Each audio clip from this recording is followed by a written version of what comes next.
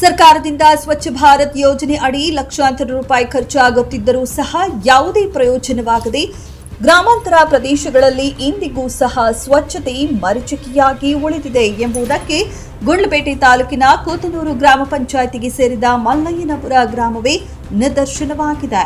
ಹೌದು, ಗುಂಡ್ಲುಪೇಟೆ ತಾಲೂಕು ಮಲ್ಲಯ್ಯನಪುರ ಗ್ರಾಮದಲ್ಲಿ ಹಿಂದಿನಿಂದಲೂ ಸಹ ಮೂಲಸೌಕರ್ಯ ಕೊರತೆ ಇದೆ. ಎಲ್ಲೆಂದರಲ್ಲಿ ಕಸದ ರಾಶಿ, ಚರಂಡಿಗಳಲ್ಲಿ ತುಂಬಿದ ಕೊಳಚೆ ನೀರು, ರಸ್ತೆಯುದ್ದಕ್ಕೂ ಅಶುಚಿತ್ವ ವಾತಾವರಣದೊಟ್ಟಿಗೆ ಜನರು ಜೀವನ ದೂಡುವ ಪರಿಸ್ಥಿತಿ ನಿರ್ಮಾಣವಾಗಿದೆ. ಇನ್ನು ತಾಲೂಕಿನ ಕೊತ್ತನೂರು ಗ್ರಾಮ ಪಂಚಾಯಿತಿ ಆಡಳಿತ ನಿರ್ಲಕ್ಷ್ಯಕ್ಕೆ ಜನಸಾಮಾನ್ಯರು ಸಾಂಕ್ರಾಮಿಕ ರೋಗದ ಭೀತಿ ಎದುರಿಸುವಂತಾಗಿದೆ. ಸ್ವಚ್ಛ ಭಾರತ್ ಮಿಷನ್ ಯೋಜನೆಯು ಅಧಿಕಾರಿಗಳ ನಿರ್ಲಕ್ಷ್ಯದಿಂದ ಸಂಪೂರ್ಣವಾಗಿ ಹಳ್ಳ ಹಿಡಿದಿದೆ. ಸ್ವಾತಂತ್ರ್ಯ ಬಂದು 75 ವರ್ಷಗಳೇ ಕಳೆದರೂ ಸಹ ಮೂಲಸೌಕರ್ಯಕ್ಕಾಗಿ ಪರದಾಡುತ್ತಿರುವುದು ವಿಷಾದಕರ ಸಂಗತಿಯಾಗಿದೆ. ಕೂಡಲೇ ಗ್ರಾಮ ಪಂಚಾಯಿತಿ ಆಡಳಿತ ಮಂಡಳಿ ಸ್ವಚ್ಛತಾ ಕಾರ್ಯಕ್ಕೆ ಮುಂದಾಗಬೇಕು. ಇಲ್ಲವಾದಲ್ಲಿ ದೊಡ್ಡ ಮಟ್ಟದಲ್ಲಿ ಹೋರಾಟಕ್ಕೆ ಮುಂದಾಗಬೇಕಾಗುತ್ತದೆ ಎಂದು ರೈತ ಮುಖಂಡ ನಾಗಪ್ಪ ಎಚ್ಚರಿಸಿದ್ದಾರೆ.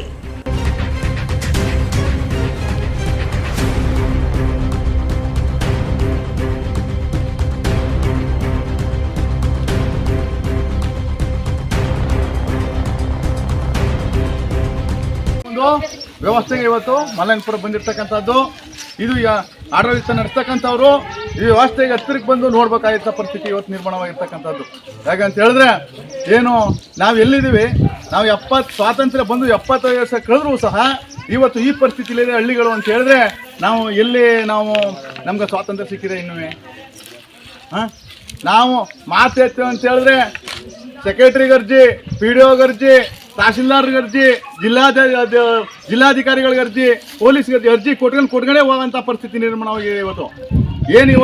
ಏನು ನಾವು ಈ ಗಮನಿಸ್ತಾ ಇದ್ದೀವಿ, ಇದು ಭಾಳ ಶೋಚನೀಯ.